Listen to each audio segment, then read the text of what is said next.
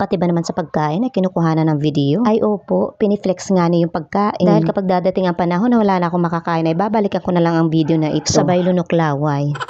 Gumagawa nga ako ng diary dito kaya huwag kayong ano. Kaya nga nanay guro ang hashtag ko dahil pagiging nanay at pagiging guro ang content ko. Ibi-video mo ng pagkain at paglinis mo ng bahay, may pang-upload ka na. Sa ganitong paraan na hindi ka na mag-iisip kung ano na naman ay content dahil gumagawa ka naman ng mga gawaing bahay araw-araw. Ang hirap kayo mag-isip ng pang-upload. Tapos minimum of 2 to 3 videos a day. Bantakin mo naman yan. Na para bang kasalanan nyo pa pag wala akong pang-upload.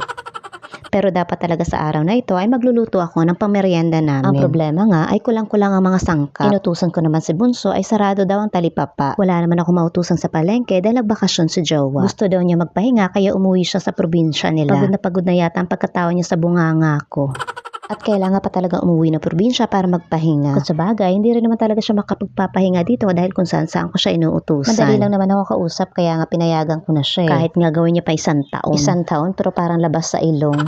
Pinadeliver nga lang pala namin ang pagkain na yan. Dahil yung bunso kong laging si gutom na gutom na gutom. Na parang hindi ko pinapakain palagi. Nasa tabi ko lang pala yung 2 bagets pero ayaw nila mapakuha ng video. Lalo si Bunso na kapag natipuhang mag-umarte, umarteng-umarte naman. Hindi ko kasi pinalalabas ng bahay kaya nagtampo. Yung paalam kasi na 1 oras ay nagiging 3 oras. Aalis ng alas 5 at babalik ng alas 8 ng gabi. Kaya nagbatigas ako na hindi na talaga ako papayag. Pero kung matigas ako ay mas matigas ata itong bunso ko. Namilit kaya pinayagan ko na lang ang sabi ko uuwi siya ng alas 6. At kapag hindi siya susunod sa usapan ay hindi na siya makakalabas forever. Katakutan talaga niya yung forever ko.